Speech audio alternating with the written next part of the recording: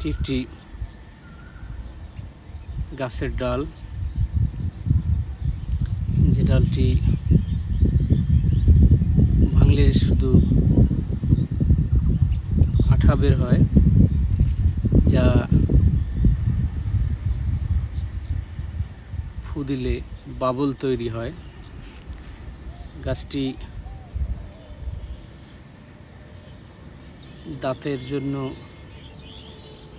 অনেকটা উপকারী মনে হয়, তাই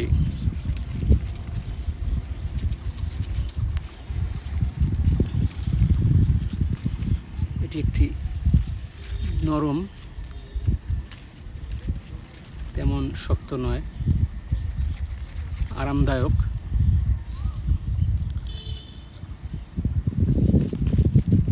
কিন্তু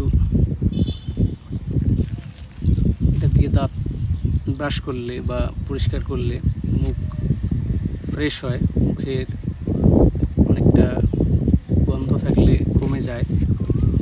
গাছটাকে মোটামুটি দাঁতের জন্য আমার কাছে ব্যক্তিগতভাবে উপকারী মনে হয়, তাই গাছটি আমি লাগিয়েছি এবং এটা ব্যবহার করি।